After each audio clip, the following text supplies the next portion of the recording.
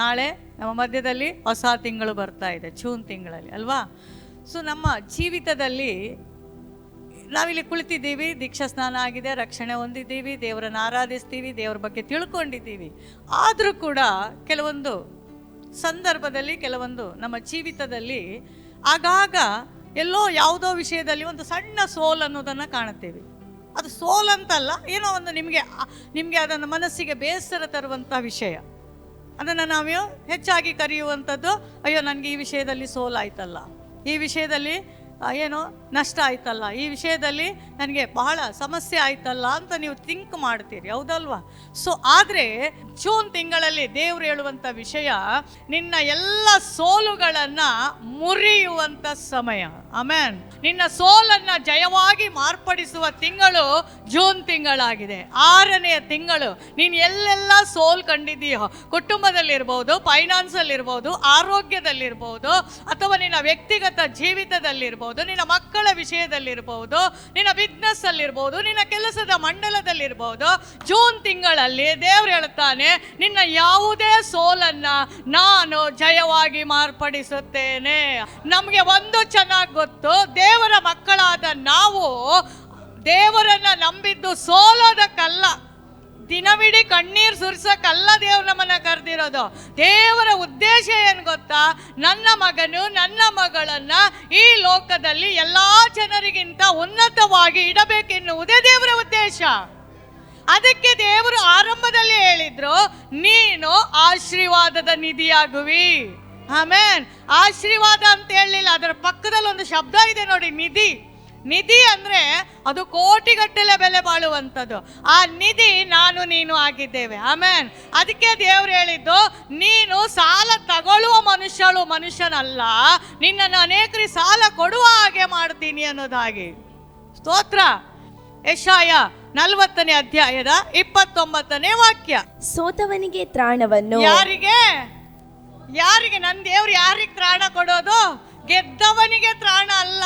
ಸೋತು ಹೋದ ನಿನ್ನ ಜೀವಿತ, ಕಣ್ಣೀರಿನ ನಿನ್ನ ಜೀವಿತ, ನನಗೆ ಆಗಲ್ಲ ಅಂತ ನೀನು ಎಷ್ಟೋ ಬಾರಿ ಏನು ಮಲ್ಕೊಂಡು ಕಣ್ಣೀರು ಸುರಿಸಿದಿ, ಹೋಗುವಾಗ ಕಣ್ಣೀರು ಸುರಿಸಿದಿ, ಕೆಲವರೆಲ್ಲ ಡ್ರೈವಿಂಗ್ ಮಾಡುವಾಗೆಲ್ಲ ಕಣ್ಣೀರು ಸುರಿಸಿದ್ದಾರೆ. ಅಂತ ಸೋತವನಿಗೆ ತ್ರಾಣವನ್ನ, ನೀನ್ ಸೋತು ಹೋಗಿಲ್ಲ, ನಿನಗೆ ತ್ರಾಣ. ಯಾವ ತ್ರಾಣ? ಯಾವ ಟಾನಿಕ್ ನಿನಗೆ ಬೇಡ, ಡಾಕ್ಟರ್ ವೈದ್ಯರ ಟಾನಿಕ್ ನಿನಗೆ ಬೇಡ. ವಾಕ್ಯದ ಟಾನಿಕ್ ನಿನ್ನ ಒಳಗಡೆ ಬಿದ್ರೆ, ದೇವರ ಹಸ್ತ ನಿನ್ನ ಮೇಲೆ ಬಿದ್ರೆ, ನಿನಗೆ ತ್ರಾಣವನ್ನ ಕೊಡುವ ದೇವರು. ಸೋತವನಿಗೆ ತ್ರಾಣವನ್ನು ಅನುಗ್ರಹಿಸಿ ನಿರ್ಬಲನಿಗೆ ಬಹುಬಲವನ್ನು ದಯಪಾಲಿಸುತ್ತಾನೆ. ಸ್ತೋತ್ರ. ವಾಕ್ಯ ಹೇಳುತ್ತೆ, ನೀನು ಸೋಲ್ಬೇಕಾದಂತ ಅವಶ್ಯಕತೆ ಇಲ್ಲ. ನಿನ್ನ ದೇವರು ಸೋಲಿನ ದೇವರಲ್ಲ, ನಿನ್ನ ದೇವರು ಮಾತಾಡದೇ ಇರುವ ದೇವರಲ್ಲ. ಆತನು ಹೇಳ್ತಾನೆ, ಸೋತಂತ ನಿನಗೆ ತ್ರಾಣ ಕೊಡ್ಲಿಕ್ಕೆ ನಾನಿದ್ದೀನಿ, ನೀನು ಅಲ್ಲಿ ಹೋಗಬೇಡ, ನಿನಗೆ ತ್ರಾಣ ನನ್ನಿಂದ ಸಿಗುತ್ತೆ. ಸೋತವನಿಗೆ ಏನನ್ನ ಕೊಡ್ತಾರೆ ದೇವರು? ತ್ರಾಣ ಶಕ್ತಿಯನ್ನ ಕೊಡುವ ದೇವರು. ನಿರ್ಬಲನು, ಯಾರ ಬಲ ಇಲ್ಲ, ಸಂಬಂಧಿಕರ ಬಲ ಇಲ್ಲ, ಅಣ್ಣ ತಮ್ಮಂದ್ರ ಬಲ ಇಲ್ಲ, ತಂದೆ ತಾಯಿ ಇಲ್ಲ, ಹಣಕಾಸಿನ ಬಲ ಇಲ್ಲ, ನನಗೆ ಹೇಳುವಷ್ಟು ಏನು ಕೋಟ್ಯಾಧೀಶ್ವರಾದಂಥ ಇದೆಲ್ಲ ನನಗೆ. ನಾನು ನಿರ್ಬಲ, ಬಲ ಇಲ್ಲದವನು, ಏನೋ ಜೀವನ ಮಾಡ್ತಾ ಇದ್ದೀನಿ. ಆದರೆ ಭಯ ಪಡಬೇಡ, ನಿನ್ನ ದೇವ್ರು ನಿನಗೆ ಹೇಳ್ತಾನೆ, ನಿರ್ಬಲನಿಗೆ ಬಹುಬಲವನ್ನು ಅನುಗ್ರಹಿಸುವ ದೇವರು. ಯಾರಿಲ್ಲ ಅಂತ ಹೇಳಬೇಡ, ನಿನಗೊಬ್ಬನೇ ಇರೋದು, ಅವನೇ ದೇವರು. ಸ್ತೋತ್ರ. ಯಾರಿಲ್ಲ ಅಂತ ಹೇಳ್ತೀರಿ ನೋಡ್ರಿ, ಅವರಿಗೆ ಬಹುಬಲ. ಕಾರಣ, ನಿರ್ಬಲನಿಗೆ ಬಹುಬಲ ದಯಪಾಲಿಸುವವನು ದೇವರು. ಸ್ತೋತ್ರ. ನಿನ್ನ ಸೋಲನ್ನ ದೇವರು ಈ ತಿಂಗಳಲ್ಲಿ ಮುರಿತಾರೆ. ನಿನಗಿದು ಗೊತ್ತಿರಬೇಕು, ನನಗೆ ತ್ರಾಣ ಕೊಡುವವನು ದೇವರು, ನನಗೆ ಶಕ್ತಿ ಕೊಡುವವನು ದೇವರು, ನನ್ನ ಕುಟುಂಬ ನಿಭಾಯಿಸಲಿಕ್ಕೆ ಜ್ಞಾನ ಕೊಡುವವನು ದೇವರು, ನನ್ನ ಎಲ್ಲ ಫೈನಾನ್ಸ್ ವಿಷಯದಲ್ಲಿ ನನ್ನನ್ನು ಮುಂದೆ ಮುಂದೆ ಮುಂದೆ ಕರ್ಕೊಂಡು ಹೋಗುವವನು ದೇವರು, ನನ್ನ ಕುಟುಂಬದ ಅವಸ್ಥೆಗಳನ್ನು ಸರಿಪಡಿಸುವವನು ದೇವರು. ಈ ಲೋಕದಲ್ಲಿ ಯಾರು ಮಾಡ್ಲಿಕ್ಕೆ ಆಗದೇ ಇರುವ ಕಾರ್ಯ ಮಾಡೋದಾದ್ರೆ ಅದು ದೇವರು ಮಾತ್ರವೇ. ಸೋತವನಿಗೆ ತ್ರಾಣವನ್ನು ಅನುಗ್ರಹಿಸಿ ನಿರ್ಬಲನಿಗೆ ಬಹುಬಲವನ್ನು ದಯಪಾಲಿಸುತ್ತಾನೆ. ಯೆಹೋವನನ್ನು ನಿರೀಕ್ಷಿಸುವವರು ಯೆಹೋವನನ್ನ ನಿರೀಕ್ಷಿಸುವವರು ಹೊಸ ಬಲವನ್ನು ಹೊಂದುವರು. ನಿನ್ನ ವೀಕ್ನೆಸ್ ನಿನ್ಗಿರಲ್ಲ, ನಿನ್ನ ಟೆನ್ಷನ್ ನಿನಗೆ ಬರೋದಿಲ್ಲ, ನಿನ್ನ ಯಾವುದೇ ಹಿಂದಿನ ಘಟನೆಗಳು ನಿನ್ನ ನೆನಪಿಗೆ ಬರೋದೇ ಇಲ್ಲ. ಕಾರಣ ನಿನ್ನ ನಿರೀಕ್ಷೆ ದೇವರಾಗಿರಬೇಕು, ನಿನ್ನ ಆಲೋಚನೆ ದೇವರಾಗಿರಬೇಕು. ನೀನು ಹಿಡ್ದಿರೋದು ಯಾರು ಎನ್ನುವುದು ಅರಿವು ನಿನಗೆ ಉಂಟಾಗಬೇಕು. ನೀನು ಮಾತನಾಡುವಂಥದ್ದು ಯಾರ ಕುರಿತಾಗಿ?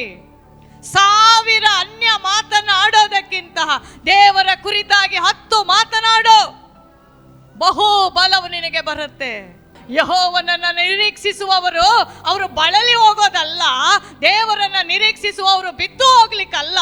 ದೇವರನ್ನ ನಿರೀಕ್ಷಿಸುವವರು ಅವರು ಈ ಲೋಕದಲ್ಲಿ ಹಾಳಾಗಿ ನಾಶವಾಗಿ ಹೋಗ್ಲಿಕ್ಕಲ್ಲ.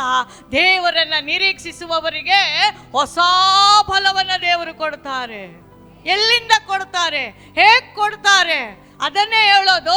ನೀನು ದೇವರನ್ನ ಪೂರ್ಣವಾಗಿ ಆತುಕೊಂಡ್ರೆ ಯಾರ್ಯಾರನ್ನ ನಿನ್ಗೆ ಕಮಿಟ್ ಮಾಡಬೇಕು, ಯಾರ್ಯಾರನ್ನ ನಿನ್ಗೆ ಜೊತೆ ಮಾಡಬೇಕು, ಎಲ್ಲಿಂದ ಬಾಗಿಲು ತೆರಿಬೇಕು ಎಲ್ಲ ಅವನಿಗೆ ಗೊತ್ತಿದೆ, ಅವನಿಗೆ ಚೆನ್ನಾಗಿ ಗೊತ್ತಿದೆ.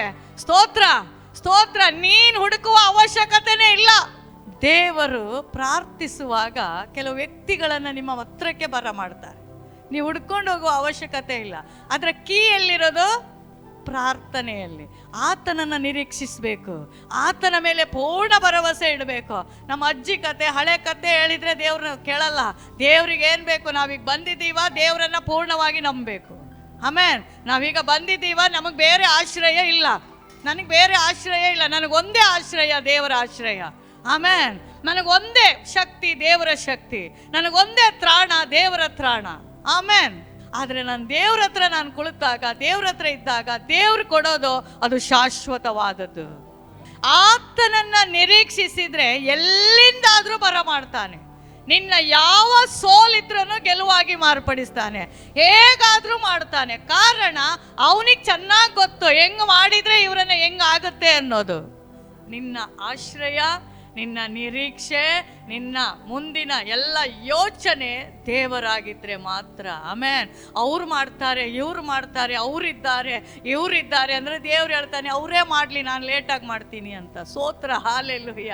ನನ್ನ ದೇವ್ರು ಯಾವತ್ತು ನೀವು ಕೈ ಹಾಕಿದಕ್ಕೆ ದೇವ್ರು ಕೈ ಹಾಕಲ್ಲ, ನೀವು ಬಿಟ್ಟು ಕೊಟ್ಟರೆ ದೇವ್ರು ಕೈ ಹಾಕೋದು. ಆಮೇಲೆ ನೀವು ಪೂರ್ಣವಾಗಿ ಬಿಟ್ಟು ಕೊಡಬೇಕು. ನೀನಲ್ಲದೆ ನನಗೆ ಮತ್ತೊಬ್ಬನಿಲ್ಲ ದೇವರೇ. ಆಮೇನ್. ನೀವಲ್ಲದೆ ನನಗಿನ್ನೊಂದು ಸಹಾಯ ಇಲ್ಲ ದೇವರೇ. ಆಮೇನ್. ನಾವೆಲ್ಲ ಹಣ ಒಟ್ಟು ಮಾಡಿ ಇಟ್ಕೊಂಡೆಲ್ಲ ಮಾಡ್ತೀನಿ ಅನ್ನೋದು ಸುಳ್ಳು. ನನ್ನ ಮದುವೆ ದಿನ ನನ್ನ ಹತ್ರ 1 ರೂಪಾಯಿ ಕಾಯಿನ್ ಕೂಡ ಇರಲಿಲ್ಲ. ನಂಬ್ತೀರಾ? ಎಷ್ಟು ಜನ ನಂಬ್ತೀರಿ? ನಾನು ಇದನ್ನು ಎಷ್ಟು ಸಾಕ್ಷಿಯಲ್ಲಿ ಕೂಡ ಹೇಳಿದ್ದೀನಿ. ನನ್ನ ಮದುವೆ ದಿನ, ಮದುವೆ ಟೈಮಲ್ಲಿ ಅಣ್ಣಂದ್ರಿಗೆಲ್ಲ ಲಾಸ್ ಆಗಿ, ಅಂದರೆ ಇದು ದೇವ್ರ ಚಿತ್ತ, ಆಗಷ್ಟೇ ನಾನು ದೇವ್ರನ್ನ ನಂಬಲಿಕ್ಕೆ ಮನಸ್ಸು ಮಾಡಿದ್ದು. ಸ್ತೋತ್ರ ಸ್ತೋತ್ರ. ಆದರೆ ನಮ್ಮ ರಿಲೇಷನಲ್ಲಿ ಎಲ್ಲರ ಮದುವೆಗಿಂತ ಅದ್ಧೂರಿಯಾಗಿ ದೇವ್ರು ನನ್ನ ಮದುವೆ ಮಾಡಿದ್ರು. ಅದಕ್ಕೆ ಹೇಳೋದು, ನಮ್ಮ ಭರವಸೆ ದೇವರಾಗಿದ್ರೆ ನನ್ನ ಪ್ರತಿ ಸೋಲನ್ನ ಜಯವಾಗಿ ಮಾರ್ಪಡಿಸ್ಲಿಕ್ಕೆ ಆತನಿಗೆ ಶಕ್ತಿ ಉಂಟು. ಆಮೇನ್. ಯೆಹೋವನನ್ನು ನಿರೀಕ್ಷಿಸುವವರು ಹೊಸ ಬಲವನ್ನು ಹೊಂದುವರು, ಹದ್ದುಗಳಂತೆ ರೆಕ್ಕೆಗಳನ್ನು ಚಾಚಿಕೊಂಡು ಏರುವರು, ಓಡಿ ದಣಿದರು, ನಡೆದು ಬಳಲರು. ಹಲ್ಲೆಲೂಯಾ. ನಾವು ದೇವ್ರ ಮಕ್ಕಳು, ಹದ್ದುಗಳಿಗೆ ದೇವ್ರು ಹೋಲಿಸಿದ್ದಾರೆ. ಸ್ತೋತ್ರ. ಹದ್ದಿನ ಸ್ಪೆಷಾಲಿಟಿ ಏನು ಗೊತ್ತಾ? ಏನು ಗೊತ್ತಿದೆಯಾ? ಹದ್ದಿದು ಎಲ್ಲ ಪಕ್ಷಿಗಳು ಒಂದು ಲೆವೆಲಲ್ಲಿ ಹಾರ್ತವೆ, ಆದರೆ ಹದ್ದು ಲೆವೆಲಲ್ಲ, ಅದು ತುದಿಯವರೆಗೂ ಹಾರ್ತಾ ಹೋಗುತ್ತೆ. ಎಲ್ಲ ಪಕ್ಷಿಗಳು ಸೂರ್ಯನಿಗೆ ವಿರುದ್ಧವಾಗಿ ಅವು ಹಾರಾಟ ಮಾಡಲ್ಲ. ಈ ಕಡೆಯಿಂದ ಇನ್ನೊಂದು ಕಡೆಯಿಂದ ಹಾರಾಟ ಮಾಡಿದರೆ ಹದ್ದು ಹಾಗಲ್ಲ, ಸೂರ್ಯನಿಗೆ ವಿರುದ್ಧವಾಗಿ ಅದು ನೋಡಿಕೊಂಡು ಹಾರಾಟ ಮಾಡುತ್ತೆ. ಅದಕ್ಕೆ ದೇವರು ಹದ್ದಿಗೆ ಹೋಲಿಸಿದ್ದಾರೆ. ನಾವು ಹದ್ದುಗಳ ಹಾಗೆ. ಹದ್ದಿನ ಇನ್ನೊಂದು ಸ್ಪೆಷಾಲಿಟಿ ಗೊತ್ತಾ? ಹದ್ದು ಎಷ್ಟೇ ಮುದಿಯಾದರೂ ಅದು ಮುದಿಯಾಗಿರೋದಿಲ್ಲ. ಮುದಿಯಾದ ತಕ್ಷಣ ಅದು ಏನು ಮಾಡುತ್ತೆ ಅಂದರೆ, ಒಂದು ಬೆಟ್ಟದ ತುದಿಗೆ ಹೋಗಿ ಅದು ತನ್ನ ಗರಿಯನ್ನು ಕೊಕ್ಕಿನಿಂದ ಎಲ್ಲ ಕಿತ್ತು ಕಿತ್ತು ಕಿತ್ತು ಕಿತ್ತು ಬಿಸಾಕತ್ತೆ. ಯಾರು ನೋಡಲ್ಲ. ಅದು ಕಿತ್ತು ಬಿಸಾಕಿದ ಮೇಲೆ, ಹೊಸ ಗರಿ ಬಂದ ಮೇಲೆ ಆ ಹದ್ದು ಹೇಗೆ ಹಾರ್ತದೆ ಗೊತ್ತಾ? ಅದು ಮುದಿಯ ಹದ್ದು ಹಾಗೆ ಇರೋದಿಲ್ಲ, ಅದು ಯೌವನದ ಹದ್ದಿನ ಹಾಗೆ ಹಾರುತ್ತೆ. ಅದಕ್ಕೆ ದೇವರ ವಾಕ್ಯದಲ್ಲಿ ಬರೆಯಲ್ಪಟ್ಟಿದೆ, ಹದ್ದ ಹದ್ದಿಗೆ ಬರುವಂತೆ ನಿನಗೆ ಯೌವನವನ್ನ ಬರಮಾಡುತ್ತೇನೆ. ಅಂದ್ರೆ ನಿನ್ನ ಯೌವನ ಕಳೆದಿರ್ಬೋದು, ನೀನು ವೀಕ್ನೆಸ್ ಆಗಿರ್ಬೋದು, ನಿನ್ನ ಶರೀರದಲ್ಲಿ ಬಲ ಇಲ್ಲದೆ ಇರಬಹುದು, ಆದ್ರೆ ದೇವರು ಹೇಳ್ತಾನೆ ಆ ಹದ್ದಿಗೆ ಬರುವಂತೆ ಬಲವನ್ನ ನಾನು ನಿನಗೆ ದಯಪಾಲಿಸ್ತೇನೆ. ಸ್ತೋತ್ರ ಸ್ತೋತ್ರ. ಹದ್ದಂತ ಹೇಳ್ತೀವಿ, ಹದ್ದಿನ ಸ್ಪೆಷಾಲಿಟಿ ಗೊತ್ತಾ ನಿಮಗೆ? ಅದಕ್ಕೆ ದೇವರು ಹದ್ದಿಗೆ ಹೋಲಿಸಿರೋದು. ಕೆಲವು ದೇವರು ಹಳೆ ಒಡಂಬಡಿಕೆಯಲ್ಲಿ ಕೆಲವು ಉಪ್ಪನ್ನ ತರ್ತಾರೆ, ಅದ್ರ ಅರ್ಥ, ಅದರ ಹಿಂದಿನ ವಿಷಯ ಗೊತ್ತಿದೆ ನಿಮಗೆ, ಸುಮ್ಮನೆ ಓದ್ಕೊಂಡು ಹೋಗ್ತೀರಿ. ಉಪ್ಪಿನ ಹಾಗೆ, ಸ್ತೋತ್ರ, ಹದ್ದಿನ ಹಾಗೆ ಹದ್ದಿಗೆ ಬರುವಂತೆ ನಿಮ್ಮ ಯೌವನವನ್ನ ಬರಮಾಡ್ತಾರೆ. ಅಂದ್ರೆ ನಿಮ್ಮ ಎಲ್ಲಾ ವಿಷಯಗಳನ್ನ ದೇವರು ತೆಗೆದುಹಾಕಿ, ಹದ್ದು ಹೇಗೆ ತನ್ನ ಕೊಕ್ಕಿನಿಂದ ತನ್ನ ಗರಿಯನ್ನ ಕಿತ್ತು ಕಿತ್ತು ಬಿಸಾಕಿ ಅದು ಹೊಸ ಬಲವನ್ನ ಹೊಸ ಗರಿಯನ್ನ ಹೊಂದಿಕೊಳ್ಳುತ್ತದೋ, ಅದೇ ರೀತಿ ನಿನ್ನ ಜೀವಿತದಲ್ಲಿ ಇದುವರೆಗೆ ಏನು ಹಳೇದಾದದಿದೆಯೋ, ಇದುವರೆಗೆ ಏನು ಅಸಾಧ್ಯವಾದದಿದೆಯೋ, ಇದುವರೆಗೆ ಏನು ಮಾಡ್ಲಿಕ್ಕೆ ಆಗದೆ ಇರೋದು ನಿನ್ನಲ್ಲಿದೆಯೋ, ಈ ಜೂನ್ ತಿಂಗಳಲ್ಲಿ ದೇವರು ಮಾಡ್ತಾನೆ. ದೇವರಿಗೆ ಒಂದು ಕ್ಷಣ ಸಾಕು. ಆಮೆನ್. ಈ ಜೂನ್ ತಿಂಗಳಲ್ಲಿ ಎಲ್ಲಾ ಸೋಲನ್ನ ದೇವರು ಜಯವಾಗಿ ಮಾರ್ಪಡಿಸ್ತಾರೆ. ಎಲ್ಲಾ ನಿನ್ನ ಅಸಾಧ್ಯ ಕಾರ್ಯಗಳನ್ನ ದೇವರು ಸಾಧ್ಯವಾಗಿ ಮಾರ್ಪಡಿಸ್ತಾರೆ. ಇದುವರೆಗೆ ತಿಳ್ಕೊಂಡು ಆಗ್ಲಿಲ್ಲ ಅಂತ, ಇದುವರೆಗೆ ತಿಳ್ಕೊಂಡು ಏನು ನಡೀಲಿಲ್ಲ ಅಂತ, ಏನು ನಡೆಯೋದು ಬೇಡ. ದೇವರಿಗೆ ಒಂದು ನಿಮಿಷ ಸಾಕು, ದೇವರಿಗೆ ಒಂದು ನಿಮಿಷ ಸಾಕು. ನಿನ್ನ ಅಂತರಾಳದ ಪ್ರಾರ್ಥನೆ, ನಿನ್ನ ಹೃದಯದ ಪ್ರಾರ್ಥನೆ. Hallelujah, hallelujah. ದೇವರಲ್ಲಿ ಬಂದಾಗ ನಮ್ಗೆ ಗೊತ್ತಿರಬೇಕು, ದೇವರ ಕಾರ್ಯಗಳ ಕುರಿತಾಗಿ ಚಿಂತಿಸಬೇಕು. ನಂದು ಹಳೇದಲ್ಲ, ಬೇಡವೇ ಬೇಡ. ದೇವರಿಗೆ ಹೊಸದು ದೇವರಿಗೆ ಬೇಕು.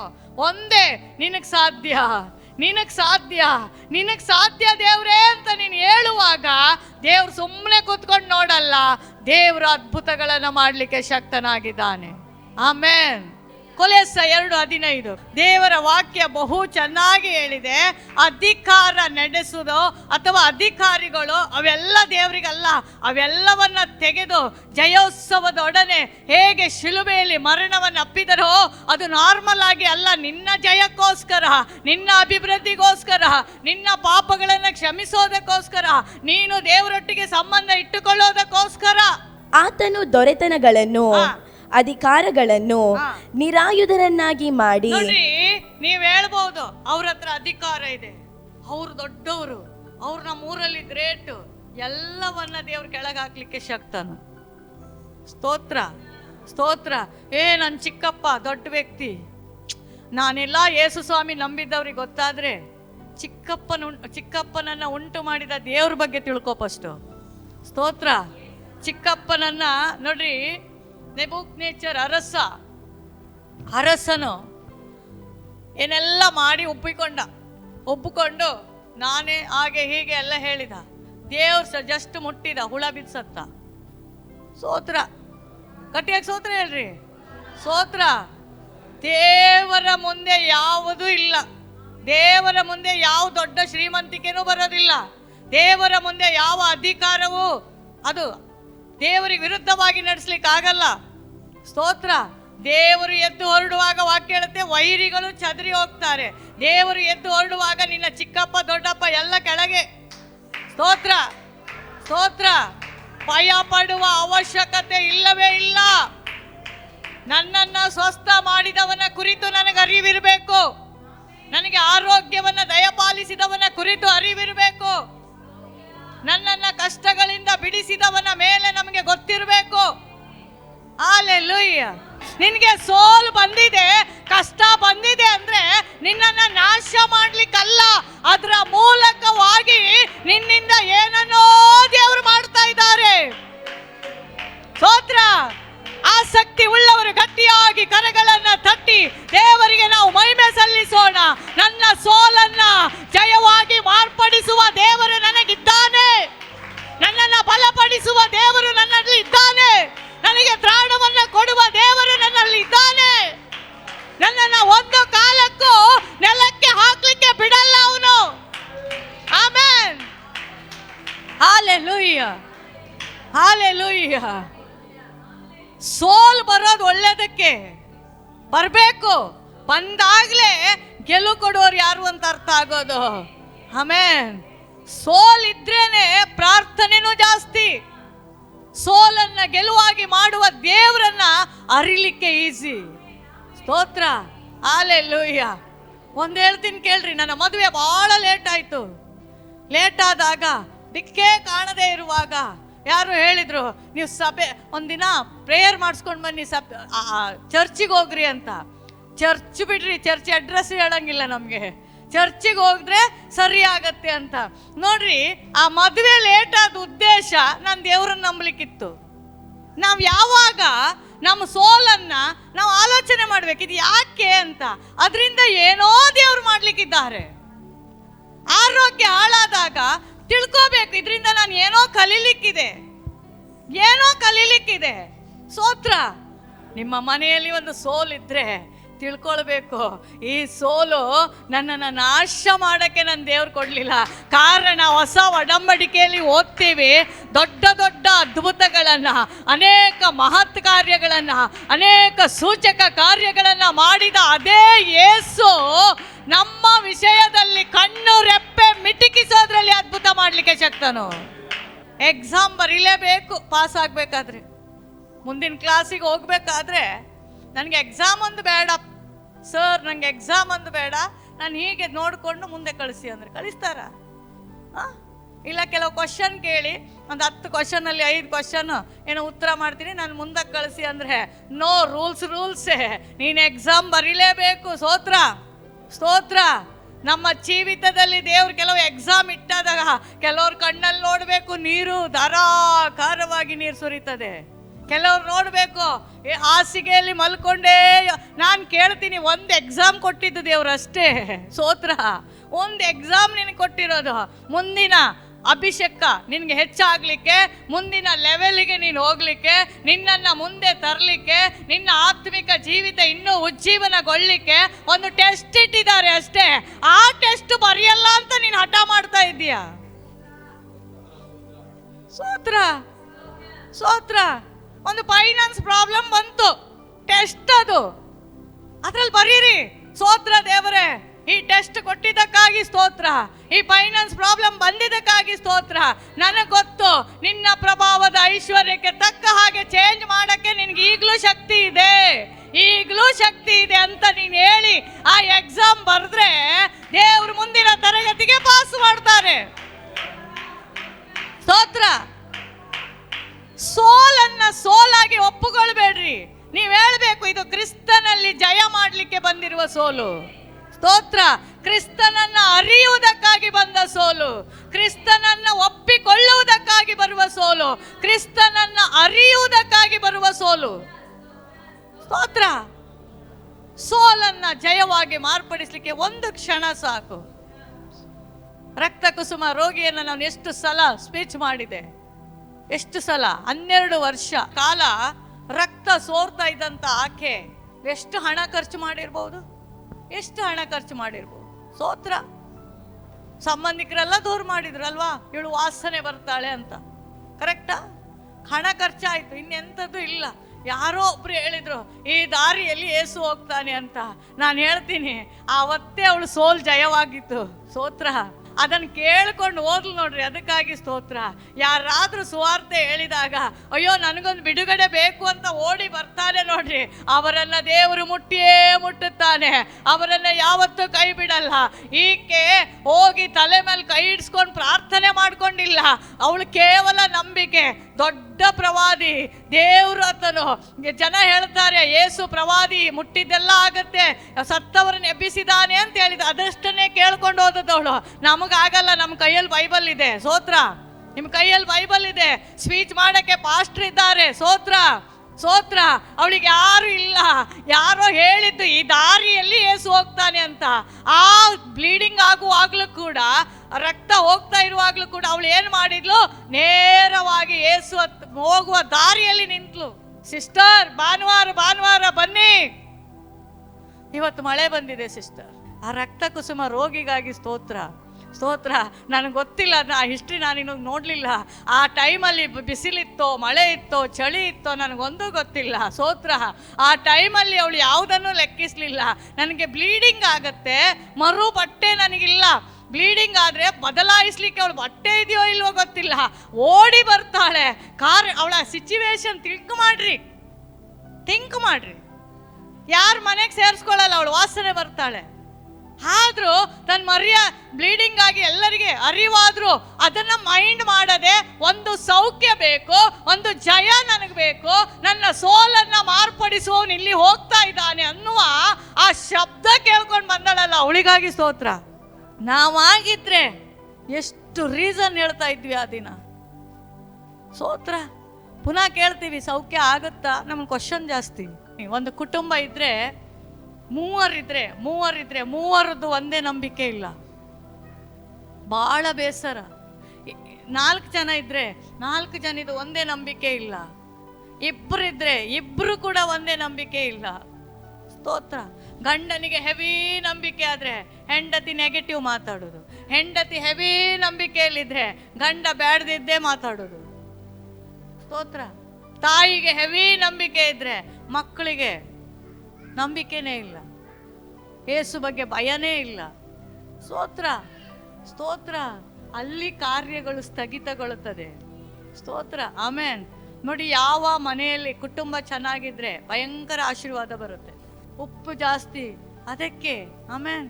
ಇವತ್ತು ನಿನ್ಗೆ ಏನೋ ದೋಸೆ ಮಾಡಂದ್ರೆ ಚಪಾತಿ ಯಾಕೆ ಮಾಡಿದೆ, ಆಮೇನ್. ಚಪಾತಿ ನಾನೇ ನೀವು ಮಾಡ್ಕೊಳಕ್ಕಾಗಲ್ವಾ? ಇದಕ್ಕೆ ಅಸಮಾಧಾನ ಉಂಟಾಗಿ ಮನೆಯಲ್ಲಿ ಪ್ರಾಬ್ಲಮ್ ಉಂಟಾಗಿ ಆಶೀರ್ವಾದ ಇಲ್ಲಿವರೆ ಬಂದಿರುತ್ತೆ, ಆಶೀರ್ವಾದ ಅಲ್ಲಿ ನಿಂತ್ಕೊಂಡಿರುತ್ತೆ. ಆಶೀರ್ವಾದ ನೋಡುತ್ತೆ, ನೀವು ಚೆನ್ನಾಗಾಗುವವರೆಗೆ ಅಲ್ಲಿ ನಿಂತ್ಕೊಂಡಿರುತ್ತೆ. ನಾವೇನು ಮಾಡ್ತೀವಿ, ಚರ್ಚಿಗೆ ಬಂದಾಗ ಅಯ್ಯೋ ಅಡ್ಡ ಬೀಳೋದೇನು. ಸ್ತೋತ್ರ. ಮನೆಯಲ್ಲಿ ಅದೇ ನಂಬಿಕೆ ಇರಬೇಕು, ಮನೆಯಲ್ಲಿ ಅದೇ ಸಾಕ್ಷಿ ನಮಗೆ ಇರಬೇಕು. ಸ್ತೋತ್ರ. ಹಾಲೆಲೂಯ್ಯ. ಮನೆಯಲ್ಲಿ ಬೇಕಾಬಿಟ್ಟು ಜಗಳ ಮಾಡಿಕೊಂಡು ಇಲ್ಲಿ ಮೈಕ್ ಹಿಡಿದ್ರೆ ಏನು ಪ್ರಯೋಜನ? ನಿಮಗೆ ಗೊತ್ತಿರಬೇಕು, ನನ್ನ ದೇವರಿಗೆ ಅಸಾಧ್ಯವಾದದ್ದು ಒಂದು ಇಲ್ಲ ಅಂತ ಗೊತ್ತಿದೆ ಅಲ್ಲ. ಹಾಗಾದರೆ ಕೆಲವು ವಿಷಯಗಳಿಗೆ ಯಾಕೆ ಬಿಡುಗಡೆ ಆಗ್ತಾ ಇಲ್ಲ?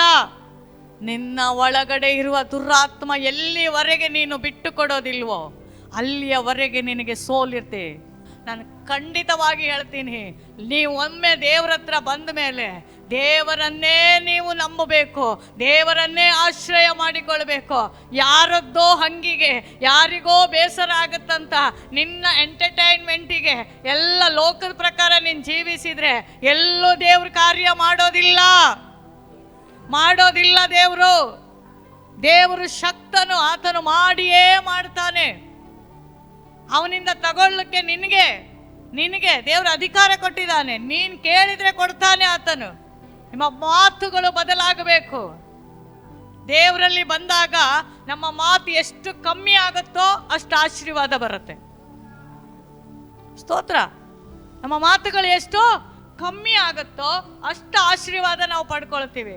ನಮ್ಮ ಮೈಂಡಲ್ಲಿ ಒಂದೇ ಇರಬೇಕು, ಪವಿತ್ರಾತ್ಮನೇ, ಯೇಸು ಸ್ವಾಮಿ, ತಂದೆಯಾದ ದೇವರು, ಆ ಜ್ಞಾನ, ಆ ವಾಕ್ಯದಲ್ಲ ಕೆಲವು ಹೇಳಿದ್ದು ನೆನಪರೋದು, ಸಾಂಗುಗಳು, ಇದು ನಮ್ಮನ್ನ ಲೋಕದಿಂದ ಈ ಕಡೆ ತರುತ್ತೆ.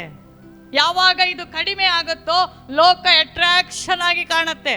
ನಮ್ಮ ಸೋಲುಗಳನ್ನು ಜಯವಾಗಿ ಮಾರ್ಪಡಿಸುವ ದೇವರು, ಆತನಿಗಿಂತ ದೊಡ್ಡದು ನಮಗೆ ಯಾವುದೂ ಇಲ್ಲ. 1 ಯೋಹಾನ 3ನೇ ಅಧ್ಯಾಯದ 1ನೇ ವಾಕ್ಯ. ದೇವರ ಮಕ್ಕಳೆಂಬ ಹೆಸರನ್ನು ನಮಗೆ ಕೊಡುವುದರಲ್ಲಿ ತಂದೆಯು ಎಂಥ ಪ್ರೀತಿಯನ್ನು ನಮ್ಮ ಮೇಲೆ ಇಟ್ಟಿದ್ದಾನೆ ನೋಡಿರಿ. ನಿಮ್ಮ ಮೇಲೆ ಪ್ರೀತಿ ಇದೆಯಾ ಇಲ್ವಾ? ನಿಮ್ಗೆ ಏನಂತ ಹೇಳ್ತಾ ಇದ್ದಾರೆ ದೇವರು? ಗಟ್ಟಿಯಾಗಿ ಹೇಳ್ರಿ, ಏನಂತ ಹೇಳ್ತಾ ಇದ್ದಾರೆ? ನನ್ನ ಮಕ್ಕಳು ಅಂತ ಹೇಳ್ತಾ ಇದ್ದಾರೆ. ದೇವರು ನಿಮ್ಗೆ ಏನಂತ ಕರೆದಿದ್ದಾರೆ? ಯೇಸು ಸ್ವಾಮಿ ಅಂದ ಮೇಲೆ ಈ ಲೋಕದ ತಂದೆ ಏನಾಗಿದ್ರು ನಮ್ಗದು ವಿಷಯ ಅಲ್ಲ. ಅವನು MLA ಆಗಲಿ MP ಆಗಲಿ, ತಂದೆ ಅಂತ ಗೌರವ ಬಿಟ್ರೆ ನಮಗೆ ತಂದೆಯ ಸ್ಥಾನದಲ್ಲಿರುವವನು ಯಾರು? ತಂದೆಯಾಗಿ ನಮ್ಮನ್ನು ಆರಿಸಿಕೊಂಡವನು ಯಾರು? ಯೇಸು ಸ್ವಾಮಿ. ಯೇಸು ಸ್ವಾಮಿಗೆ ನಾವು ಸ್ವಂತ ಮಕ್ಕಳು. ಕಾರಣ ಸ್ವಂತ ರಕ್ತದಿಂದ ನಮ್ಮನ್ನು ಸಂಪಾದಿಸಿಕೊಂಡಿದ್ದು. ಆಮೆನ್. ಈ ಲೋಕದ ತಂದೆ ತನ್ನ ಶರೀರದ ಆಸೆಯಿಂದ ಹುಟ್ಟಿದ ಮಕ್ಕಳು ನಾವು, ಸಂತಾನೋತ್ಪತ್ತಿಗಾಗಿ ಹುಟ್ಟಿದ ಮಕ್ಕಳು ನಾವು. ಆಮೆನ್.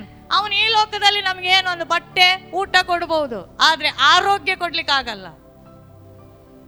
ನಿನ್ನ ಸೋಲನ್ನ ಗೆಲುವಾಗಿ ಮಾಡ್ಲಿಕ್ಕಾಗಲ್ಲ.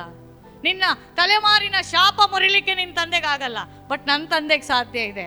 ಕಾರಣ ಆತನು ನಿನಗೋಸ್ಕರ ಜೀವ ಕೊಟ್ಟಿದ್ದಾನೆ, ಆತನು ನಿನಗೋಸ್ಕರ ಶಿಲುಬೆಯಲ್ಲಿ ಪ್ರಾಣ ಕೊಟ್ಟಿದ್ದಾನೆ. ಏನಕ್ಕೆ? ನೀನು ಸೋಲಬಾರ್ದು ಅಂತ, ನೀನು ಯಾರ ಮುಂದೆ ಅವಮಾನ ಆಗಬಾರ್ದು ಅಂತ ಅವನ ಅವಮಾನ ಆಗಿದ್ದು. ಯೆರೂಸಲೇಮ್ ಬೀದಿಯಲ್ಲಿ ಎಳ್ಕೊಂಡು ಹೋಗುವಾಗ ಅವನ ರಕ್ತ ಇಡೀ ಬೀದಿಯಲ್ಲಿ ಬಿತ್ತು. ಕಾರಣ ನಿನ್ನ ರಕ್ತ ಯಾರು ಮುಟ್ಟಬಾರ್ದು ಅಂತ, ನಿನಗೆ ಅವಮಾನ ಆಗಬಾರ್ದು ಅಂತ, ನೀನು ಅನಾರೋಗ್ಯದಿಂದ ಬೆಡ್ಡಲ್ಲಿ ಮಲಗಬಾರ್ದು ಅಂತ ಆತನು ಬಾಸುಂಡೆಗಳನ್ನು ಭರಿಸಿಕೊಂಡನು. ಇದು ನಿನಗೆ ಅರಿವಿದೆಯಾ? ಇದು ಅರಿವಾದ್ರೆ ನಿನ್ನ ಸೋಲನ್ನ ಜಯವಾಗಿ ದೇವರು ಮಾಡ್ತಾನೆ. ಆಮೇನ್, ಹಾಲೆಲೂಯ. ಯಾವುದು ಆಗುತ್ತೋ ಯಾವುದು ಆಗೋದಿಲ್ವೋ ನಾನು ಹೇಳ್ತೀನಿ, ನಂದಿಷ್ಟೇ ಥಿಯರಿ. ನಿನ್ಗೆ ಯಾವ ವಿಷಯ ಆಗ್ಲಿಲ್ವೋ ದೇವ್ರ ಕೈಯಲ್ಲಿ ಕೊಟ್ಟು ನಿರಂತರ ಪ್ರಾರ್ಥಿಸು, ನಿರಂತರ ಪ್ರಾರ್ಥಿಸು. ಪ್ರಾರ್ಥನೆಗೆ ಉತ್ತರ ಇದೆ ಅನ್ನೋದು ಇಡೀ ಬೈಬಲ್ ಸಾರ್ತದೆ. ಹಾಗಾದ್ರೆ ನಿನ್ನ ಪ್ರಾರ್ಥನೆಗೆ ಉತ್ತರ ಸಿಗಲ್ವಾ? ಇವತ್ತು ಪ್ರೇಯರ್ ಮಾಡಿದ್ರೆ 3 ದಿನ ಮಾಡದೇ ಇರೋದಲ್ಲ, ದೇವರು ನಮ್ಮ ಸೋಲನ್ನು ಜಯವಾಗಿ ಮಾರ್ಪಡಿಸ್ತಾರೆ. ನಮ್ಮ ತಂದೆ ಮಕ್ಕಳೆನ್ನುವಂಥ ಭಾಗ್ಯವನ್ನು ಕೊಡೋದ್ರಲ್ಲಿ ಎಂಥ ಪ್ರೀತಿ ನಮ್ಮ ಮೇಲೆ ಇಟ್ಟಿದ್ದಾರೆ. ಅಷ್ಟು ಪ್ರೀತಿ ಇಟ್ಟ ದೇವರು ನಮಗೆ ಕೇಳಿದ ಆರೋಗ್ಯ, ಕೇಳಿದ ಫೈನಾನ್ಸು, ಕೇಳಿದ ಬಿಡುಗಡೆಗಳನ್ನು ಕೊಡೋದಿಲ್ವಾ? ನಾವು 50-50 ಆಗಬಾರ್ದು.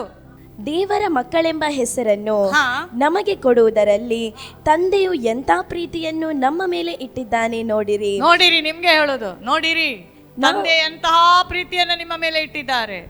ಹೆತ್ತ ತಂದೆ ತಾಯಿಗಿಂತ ಪ್ರೀತಿ ಇಟ್ಟಿದ್ದಾರೆ ದೇವರು. ನಾವೆಲ್ಲಾದ್ರೂ ಇದ್ದು ಕೂಗಿಕೊಂಡಾಗ ಹೆತ್ತ ತಂದೆ ತಾಯಿ ಬರೋದಿಲ್ಲ, ದೇವರೇ ಬರಬೇಕು. ಸ್ತೋತ್ರ ಸ್ತೋತ್ರ. ವಾಹನಗಳಲ್ಲಿ ಚಲಿಸುವಾಗ ನಮ್ಗೆ ಹೆತ್ತ ತಂದೆ ತಾಯಿ ಬರಲ್ಲ, ದೇವರೇ ನಮ್ಮನ್ನ ಕಾಪಾಡೋದು, ಕೆಳಗೆ ಬೀಳದಂತೆ. 91ನೇ ಕೀರ್ತನೆ ನಮ್ಗೆ ಹೇಳಿದ್ದು, ನಿನ್ನ ಕಾಲು ಕಲ್ಲಿಗೆ ತಗಲದಂತೆ ನಾನು ಕೈಗಲ್ಲಿ ಎತ್ತಿಕೊಳ್ತೀನಿ ಅಂತ. ಸ್ತೋತ್ರ ಸ್ತೋತ್ರ. ಯಾವ ಸೋಲು ನಿನ್ ಮೇಲೆ ಬರಕ್ ಬಿಡಲ್ಲ.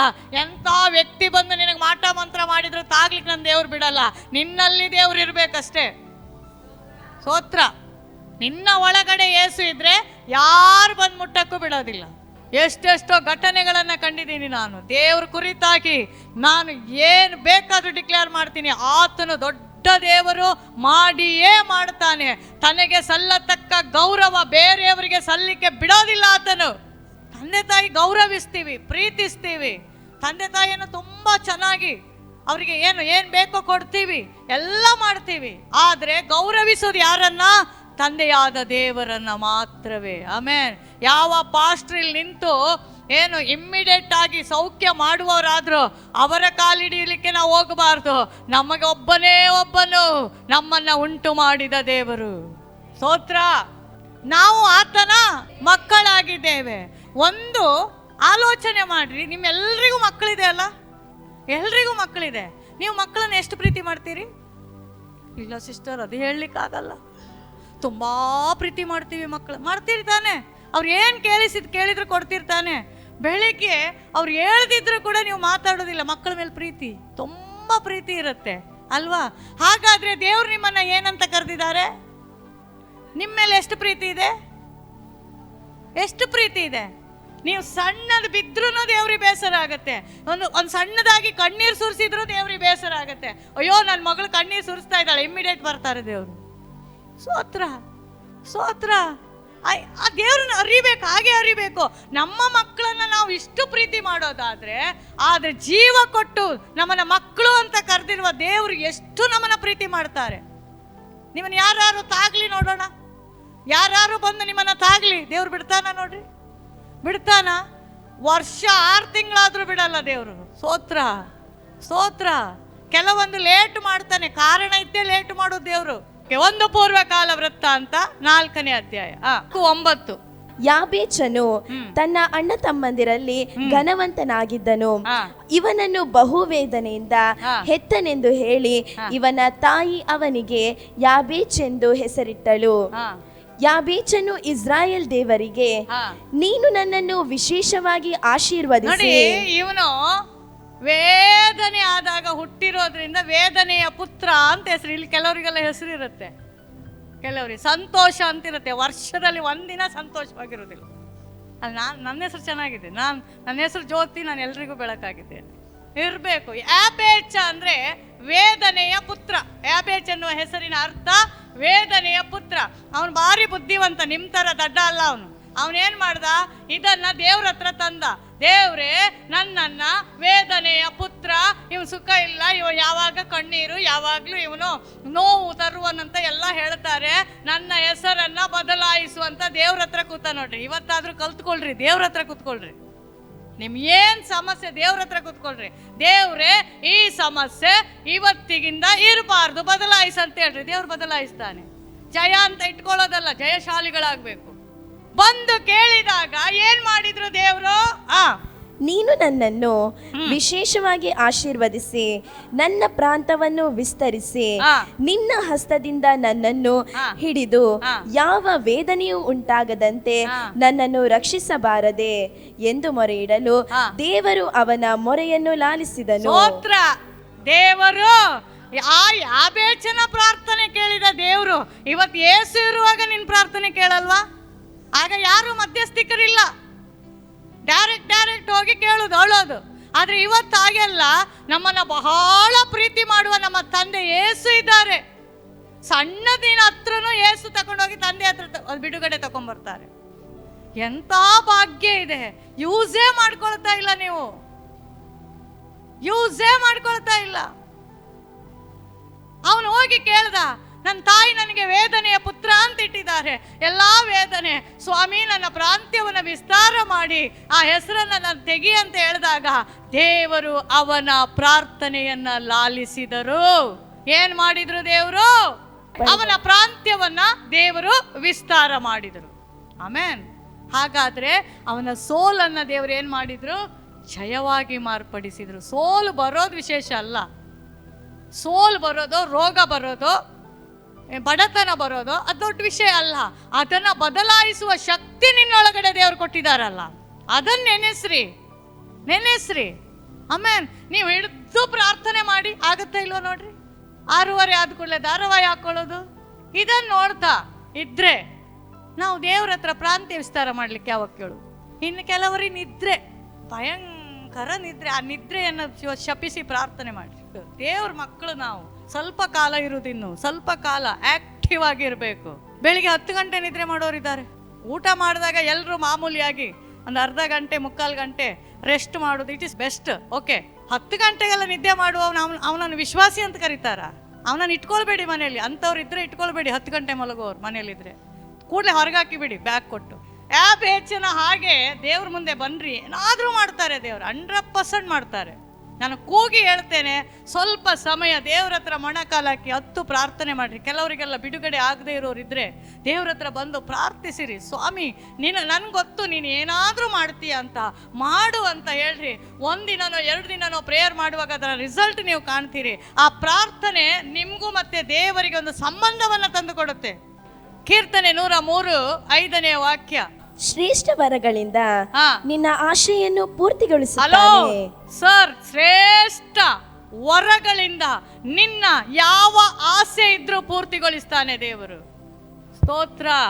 ನಾವು ಭಿಕ್ಷೆ ಬೇಡುವವರು, ಸೋತು ಹೋದವರು, ಇನ್ನೊಬ್ಬರ ಕೈ ಕೆಳಗಿರುವವರಲ್ಲ ನಾವು. ನಮ್ಮನ್ನ ಸ್ವತಃ ರಕ್ತ ಕೊಟ್ಟು ರಕ್ತ ಸುರಿಸಿ ಸಂಪಾದಿಸಿಕೊಂಡ ಯೇಸು ಹೇಳ್ತಾನೆ, ಶ್ರೇಷ್ಠವಾದ ವರಗಳಿಂದ ನಿನ್ನನ್ನು ತುಂಬಿಸುತ್ತೇನೆ, ಹದ್ದಿಗೆ ಬರುವಂತೆ ಯೌವನವನ್ನ ಬರಮಾಡುತ್ತೇನೆ, ಸೋತ ನಿನಗೆ ತ್ರಾಣವನ್ನ ಕೊಡುತ್ತೇನೆ ಎಂದು ನನ್ನ ದೇವ್ರು ಹೇಳುವಾಗ ನಿನಗೆ ಬೇರೆ ಸ್ಟೇಟ್ಮೆಂಟ್ ಬೇಡ. ಆಮೇನ್. ಇಷ್ಟು ಒಳ್ಳೆ ಸ್ಟೇಟ್ಮೆಂಟ್ ಯಾರಾದ್ರೂ ಕೊಟ್ಟದಿದ್ರೆ ನಿಂತ್ಕೊಂಡು ಹೇಳ್ರಿ. ಗಂಡ ಕೊಟ್ಟಿದ್ದಾನ? ಹೆಂಡತಿ ಹೇಳಿದಾಳ? ತಂದೆ ತಾಯಿ ಹೇಳಿದಾರ? ಈ ಸ್ಟೇಟ್ಮೆಂಟು ಎಷ್ಟು ಹೇಳಿದ್ದಾರೆ ದೇವರು? ಭಯ ಪಡಬೇಡ ಅಂತಾರೆ, ದಿಗ್ಭ್ರಮೆಗೊಳ್ಳಬೇಡ ಅಂತ ಹೇಳಿದಾರೆ ಇಲ್ವಾ? ಬೈಬಲಲ್ಲಿ ಹೇಳಿದಾರೆ ಇಲ್ವಾ? ಬೈಬಲ್ ಓದಿದ್ರೇನೆ ನಿಮ್ ಕಣ್ಣು ತೆರೀತದೆ.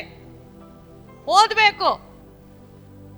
ನಾನು ಈ ಸಭೆಯಲ್ಲಿ ಮೇನ್ ಟೀಚ್ ಮಾಡೋದೇ 3: ಬೈಬಲ್ ಓದ್ರಿ, ಪ್ರಾರ್ಥನೆ ಮಾಡ್ರಿ, ಉಪವಾಸ ಮಾಡ್ರಿ. ಇದೇ ಮೇನ್ ಈ ಸಭೆ ಥೀಮ್. ಕಾರಣ, ಬಂದವರಿಗೆಲ್ಲ ದೇವ್ರು ಬಿಡುಗಡೆ ಕೊಟ್ಟಿದ್ದಾರೆ, ಇದುವರೆಗೂ ಕೊಟ್ಟಿದ್ದಾರೆ ದೇವರು. ಅದಕ್ಕೆ ಹೇಳೋದು, ಸೋಲನ್ನ ಗೆಲುವಾಗಿ ಮಾಡುವವನು ದೇವ್ರು, ನಾವಲ್ಲ. ಯಾವುದಕ್ಕೂ ಹೆದರ್ಬೇಡ್ರಿ, ಯಾರು ಏನು ಹೇಳಿದ್ರು ಹೆದರ್ಬೇಡ್ರಿ. ನಿಮಗೆ ಬಿಡುಗಡೆ ಕೊಟ್ಟಿದ್ದು ಯಾರು ಅನ್ನೋದು ನಿಮ್ಮ ಮೈಂಡಲ್ಲಿ ಇರ್ಬೇಕಷ್ಟೇ. ಪಾಸ್ಟರ್ ಅಲ್ಲ, ನಾವಲ್ವೇ ಅಲ್ಲ ಬಿಡುಗಡೆ ಕೊಟ್ಟಿದ್ದು. ನಿಮಗೆ ಬಿಡುಗಡೆ ಕೊಟ್ಟಿದ್ದು ಪವಿತ್ರಾತ್ಮನಾದ ಯೇಸು ಸ್ವಾಮಿ ಮಾತ್ರವೇ. ಸ್ತೋತ್ರ. ಶ್ರೇಷ್ಠ ವರಗಳಿಂದ ನಿನ್ನ ಆಸೆಯನ್ನು ಅರ್ಧಗೊಳಿಸುತ್ತಾನೆ ಅಂತಿದೆಯಾ? ಪೂರ್ತಿಗೊಳಿಸ್ತಾನೆ. ಏನೇನು ಆಸೆ ಇದೆಯೋ ನಿಮಗೆ, ಸ್ವಲ್ಪ ಲೇಟ್ ಆದರೂ ಮಾಡಿಯೇ ಮಾಡ್ತಾನೆ ದೇವರು. ಸ್ತೋತ್ರ. ಹದ್ದಿಗೆ ಬರುವಂತೆ ಕೆಲವರಿದ್ದಾರೆ 40 ವರ್ಷ 30 ವರ್ಷ 45 ವರ್ಷಕ್ಕೆ ಅಜ್ಜಿ ಥರ ಆಟ ಆಡೋರು. ದೇವರಲ್ಲಿ ನಮಗೆ ಒಂದು ಯೌವನ ಇದೆ. ಯಾವ ಯೌವನ? ದೇವರಲ್ಲಿ ನಾವು ಆ್ಯಕ್ಟಿವ್ ಆಗಿದ್ದು ನೋಡ್ರಿ ಹೆಂಗಾಗತ್ತೆ ಅಂತ ನೋಡ್ರಿ. ಆ್ಯಕ್ಟಿವ್ ಇರಬೇಕು ದೇವರಲ್ಲಿ. ಬೆಳಿಗ್ಗೆ ಬಡ ಬಡ ಬಡ ಬಡ ಬಡ ಕೆಲಸ ಮಾಡ್ರಿ. 10 ಗಂಟೆ ಒಳಗೆ 10 ಗಂಟೆ ಬೈಬಲ್ ಹಿಡ್ಕೊಂಡು ಕೂತ್ಕೊಳ್ರಿ. 1 ಅವರ್ 2 ಅವರ್ ಚೆನ್ನಾಗಿ ಓದ್ರಿ. ಆ ನಂತರ ಬೇಕಾದ್ರೆ ಇನ್ನೊಂದು ಟೀನೋ ಕಾಫಿನೋ ಮಾಡ್ಕೊಂಡು ಕುಡೀರಿ. ಸ್ವಲ್ಪ ಹೊತ್ತು ಪ್ರೇಯರ್ ಮಾಡ್ರಿ. ಎಷ್ಟು ಆ್ಯಕ್ಟಿವ್ ಆಗ್ತೀರಿ ನೋಡ್ರಿ. ಅಜ್ಜಿ ಥರ ಬೆಡ್ರಿನಲ್ಲ ನೀವು. ಉದಾಸೀನ ಮಾಡಬೇಡ್ರಿ. ದೇವರ ಬರೋಣ ಸಮೀಪವಾಗಿದೆ. ಅಷ್ಟರ ಒಳಗಡೆ ನಾವು ಏನಾದರೂ ಮಾಡಬೇಕು. ಪರಲೋಕ ಹೋದಾಗ ಒಂದು ಆತ್ಮಾರು ನಿನ್ನದಿರಬೇಕು. ಒಂದು ಆತ್ಮ, ಒಂದು ಮುತ್ತಾದರೂ ಇಡಬೇಕಲ್ಲ ನಿನ್ನ ಕಿರೀಟಕ್ಕೆ. ನಿನ್ನ ಪುಸ್ತಕ ತೆಗಿತಾರೆ, ದೊಡ್ಡ ಪುಸ್ತಕ, ನಿಂದು ಫೋಟೋ ಇದೆ ಅದರಲ್ಲಿ. ಎಲ್ಲ ಇಲ್ಲಿನ ಟೆಕ್ನಾಲಜಿಗಿಂತ ಪರಲೋಕ ಟೆಕ್ನಾಲಜಿ ಭಾಳ ಚೆನ್ನಾಗಿದೆ. ಅದೆಲ್ಲ ನಿಮ್ಗೆ ತಿಳಿಬೇಕಾದ್ರೆ ಪ್ರಕಟಣೆ ಓದಬೇಕು. ಪ್ರಕಟಣೆ ಓದಿದ್ರೆ ಯಾವ್ಯಾವ ಪುಸ್ತಕ ನಿಂದಲ್ಲಿದೆ ಅಂತ ನಿಂಗೆ ಗೊತ್ತಾಗುತ್ತೆ. ಆ ಪುಸ್ತಕ ತೆಗೆದು ಹೀಗೆ ತೆಗೆದು ದೇವದೂತರು ಹೇಳಬೇಕು, ಇವಳ 12 ಗಂಟೆಯಲ್ಲಿ 8 ಗಂಟೆ ನಿದ್ರೆ ಮಾಡಿದ್ದಾಳೆ. ಅಲ್ಲಿ ದೇವದೂತರಿಗೂ ನಾಚಿಕೆ, ಯೇಸು ಸ್ವಾಮಿಗೂ ನಾಚಿಕೆ, ನಿನಗಂತೂ ಇಲ್ಲವೇ ಇಲ್ಲ ಹೋಗ್ಲಿ. ಯೇಸು ರಾಜಾದಿ ರಾಜನಾಗಿ ಕುಳಿತುಕೊಂಡಾಗ ಅವನ ಮುಂದೆ ಹೋಗ್ಲಿಕ್ಕೆ ಇಷ್ಟಾದರೂ ಧೈರ್ಯ ಬೇಕಲ್ಲ ನಮಗೆ. ಸ್ವಾಮಿ, ನೀನು ಕೊಟ್ಟ ನನಗೆ 60-70 ವರ್ಷ ಕೊಟ್ಟದ್ರಲ್ಲಿ ನಿನ್ನ ನಾಮ ನಾನು ಸ್ವರವೆತ್ತಿ ಮಾತಾಡಿದ್ದೇನೆ, ಅನೇಕರಿಗೆ ಸುವಾರ್ತೆ ಸಾರಿದ್ದೇನೆ. ಇನ್ನು ಕೆಲವರು ಹೇಳ್ತಾರೆ, ನನಗೆ ಸುವಾರ್ತೆ ಸಾರ್ಲಿಕ್ಕಾಗಲ್ಲ, ಮನೆಯಲ್ಲಿ ಕುಳಿತು ಪ್ರಾರ್ಥನೆ ಮಾಡಿದ್ದೇನೆ, ಅನೇಕ ಸಭೆಗಳಿಗಾಗಿ, ನಾಶವಾಗುವ ಜನರಿಗಾಗಿ ನಾನು ಪ್ರಾರ್ಥಿಸಿದ್ದೇನೆ ದೇವರೇ ಎಂದು ಹೇಳುವಂತಹ ಆ ಧೈರ್ಯ ನಿನಗೆ ಇರಬೇಕು. ಸ್ತೋತ್ರ. ಹೋಗ್ಲಿ ಮೈಕ, ನನಗೆ ಪಾಸ್ಟರ್ ಥರ ಮಾತಾಡಕ್ಕೆ ಬರಲ್ಲ, ಬೇಡ. ಸುವಾರ್ತೆ ಸಾರಕ್ಕೆ ಬರಲ್ಲ, ಬೇಡ. ಮನೆಯಿಂದ ಹೊರಗೆ ಹೋಗಿ ಗೊತ್ತಿಲ್ಲ, ಬೇಡ, ಹೋಗಬೇಡ. ನಿನ್ನ ಮನೆಯಲ್ಲಿ ಒಂದು ಸಣ್ಣ ಪ್ಲೇಸ್ ಇಲ್ವಾ? ನಿನ್ನ ಮೊಣಕಾಲು ಹಾಕಿ ನಿನ್ನ ಸುತ್ತಮುತ್ತಲು ನಾಶವಾಗುವಂತಹ ಅನ್ಯ ಜನರಿಗಾಗಿ ಗೋಳಿಡು. ಸಾಲದಲ್ಲಿ ಸಾಯ್ತಾ ಇರುವ ಜನರಿಗಾಗಿ ಗೋಳಿಡು. ರೋಗದಲ್ಲಿ ಆಸ್ಪತ್ರೆಯಲ್ಲಿ ಮಲಗಿದಾರಲ್ಲ ಆ ಜನರಿಗಾಗಿ ಗೋಳಿಡು. ನಮ್ಮ ಕೆಲಸ ಅದು. ಈ ಕ್ರಿಸ್ತನಲ್ಲಿ ಬಂದಾಗ ನಮಗೆ ಭಯಂಕರ ಜವಾಬ್ದಾರಿಗಳಿದೆ. ನಾವು ಲೋಕವನ್ನು ಆಳುವವರು. ನಾವು ಮುಂದಿನ ದಿನಗಳಲ್ಲಿ ಪರಲೋಕ ಹೋದಾಗ ದೇವರು ಹೇಳ್ತಾನೆ, ಇಸ್ರಾಯೇಲ್ ಕುಲಗಳನ್ನು, ಜನರನ್ನು ಆಳುವಂಥ ದೇವ ಭಕ್ತರು ನಾವು, ಸಾಮಾನ್ಯದವರಲ್ಲ. ಬರೀ ರೆಸ್ಟು. ಕೊನೆಯದಾಗಿ ಒಂದು ವಾಕ್ಯವನ್ನು ಹೇಳಿ ನಾನು ಪ್ರಾರ್ಥನೆ ಕಡೆಗಾಗಿ ಹೋಗ್ತೀನಿ. ಕೀರ್ತನೆ 18:28. ನೀನೇ ನನ್ನ ದೀಪವನ್ನು ಹೊತ್ತಿಸುವವನಲ್ಲವೇ? ನನ್ನ ದೇವರಾದ ಯೆಹೋವನು ನನಗೆ ಬೆಳಕನ್ನು ಕೊಟ್ಟು ಕತ್ತಲನ್ನು ಪರಿಹರಿಸುವವನು. ನಿನ್ನ ಸೋಲೆಂಬ ಕತ್ತಲನ್ನು ಪರಿಹರಿಸುವವನು ಆತನೊಬ್ಬನೇ. ನಿನಗೆ ಬೆಳಕು ಬೇಕಾ? ನಿನ್ನ ಜೀವಿತ ಸರಿಯಾಗಬೇಕಾ?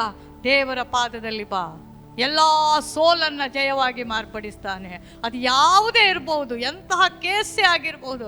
ಕೆಲವೊಮ್ಮೆ ಕೋರ್ಟ್ ಕೇಸುಗಳು ಆಗೋದೇ ಇಲ್ಲ ಅಂತ ಇರ್ತಾರೆ. ಆದರೆ ದೇವರ ಕೈಗೆ ಕೊಟ್ಟಾಗ ನಮಗೆ ಗೊತ್ತೇ ಇರೋದಿಲ್ಲ, ನಮ್ಮ ಜಯ ಅಲ್ಲಿ ಸಾಧಿಸಲ್ಪಡುತ್ತೆ. ಕೀರ್ತನೆ 55:22. ನಿನ್ನ ಚಿಂತಾಭಾರವನ್ನು ಯೆಹೋವನ ಮೇಲೆ ಹಾಕು, ಆತನು ನಿನ್ನನ್ನು ಉದ್ಧಾರ ಮಾಡುವನು. ಇದೊಂದು ವಾಕ್ಯ 100% ಜನರಿಗೆ ಸಾಕು. ನಿನ್ನ ಚಿಂತಾ ಭಾರ ಏನೇ ಇರಲಿ, ಹಣ ಇಲ್ವಾ, ಸಾಲ ಇದೆಯಾ, ರೋಗ ಇದೆಯಾ, ಮದುವೆ ಆಗಲಿಲ್ವಾ, ನಿನ್ನನ್ನು ಯಾರು ಗೌರವಿಸ್ತಾ ಇಲ್ವಾ, ನಿನಗೆ ನಿಂದಿಸ್ತಾರ, ಯಾವ ವಿಷಯ ಇರಲಿ, ಯಾರ ಮೇಲೆ ಹಾಕು? ನಿನ್ನ ಎಲ್ಲ ಚಿಂತಾ ಭಾರವನ್ನು ದೇವರ ಮೇಲೆ ಹಾಕು. ಆತನು ನಿನಗೋಸ್ಕರ ಚಿಂತಿಸುವವನಾಗಿದ್ದಾನೆ. ಕರಗಳನ್ನು ಎತ್ತಿ ದೇವರಿಗೆ ಹೇಳೋಣ, ಇವತ್ತಿನಿಂದ ನಾನು ಚಿಂತೆ ಮಾಡಲ್ಲ ಅನ್ನುವವರು ಮಾತ್ರ ಎದ್ದು ನಿಂತ್ಕೊಳ್ರಿ. ಇವತ್ತಿನಿಂದ ನಾನು ಚಿಂತೆ ಮಾಡಲ್ಲ. ನನ್ನ ಎಲ್ಲ ಚಿಂತೆ, ನನ್ನ ಕೆಲಸದ ವಿಷಯ, ನನ್ನ ಬಿಸ್ನೆಸ್ಸಿನ ವಿಷಯ, ನನ್ನ ಮದುವೆಯ ವಿಷಯ, ನನ್ನ ಎಜುಕೇಷನ್ ವಿಷಯ, ಅದು ಯಾವ ವಿಷಯ ಆಗಿದ್ರು ಈ ಕ್ಷಣದಲ್ಲಿ ಕರ್ತನ ಕೈಯಲ್ಲಿ ಕೊಡ್ರಿ, ಕರ್ತನ ಕೈಯಲ್ಲಿ ಕೊಡ್ರಿ, ಕರ್ತನ ಕೈಯಲ್ಲಿ ಕೊಡ್ರಿ. ಈಗೋ ನಿನ್ನ ಪಕ್ಕದಲ್ಲಿ ಕರ್ತನಿದ್ದಾನೆ. ಅವನ ಮುಂದೆ ಹೇಳ್ರಿ, ಸ್ವಾಮಿ ನಿನ್ನ ಮುಂದೆ ನಾನು ಚಿಂತಿಸೋದಿಲ್ಲ, ಧೈರ್ಯವಾಗಿ ಪ್ರಾರ್ಥಿಸ್ತೇನೆ. ನನಗೆ ಚಿಂತೆ ಇಲ್ಲ ಸ್ವಾಮಿ, ನನ್ನ ಮೈಂಡ್ ಫ್ರೀ ಆಗಿದೆ. ಈಗೋ ಅದ್ಭುತಗಳನ್ನು ಮಾಡಲು ಶಕ್ತನಾದ ದೇವರು, ಸೋಲುಗಳನ್ನು ಜಯವಾಗಿ ಮಾರ್ಪಡಿಸುವಂತ ದೇವರು. ಎಸ್, ಇವತ್ತಿನಿಂದ ನೀನ್ ಚಿಂತಿಸಬಾರ್ದು. ಯಾವ ವಿಷಯ ಇರಲಿ ನಿನ್ನ ಬಾಯಲ್ಲಿ ಬರಬೇಕು, ಕರ್ತನು ನೋಡ್ಕೊಳ್ತಾನೆ, ಕರ್ತನು ಮಾಡ್ತಾನೆ, ಏಸು ಮಾಡ್ತಾರೆ. ನೀನು ಪ್ರತಿ ಬಾರಿ ಹೇಳ್ಬೇಕು, ನನ್ನ ಏಸು ಮಾಡ್ತಾರೆ, ನನ್ನ ಏಸು ಮಾಡಿಯೇ ಮಾಡ್ತಾರೆ, ನನ್ನ ಏಸುವಿಗೆ ಅಸಾಧ್ಯವಾದದ್ದು ಯಾವುದೂ ಇಲ್ಲ. ಶಾಶ್ವತ ಪ್ರೇಮದಿ ನೀ ನನ್ನನ್ನು ಸೆಳೆದಿರುವೆ,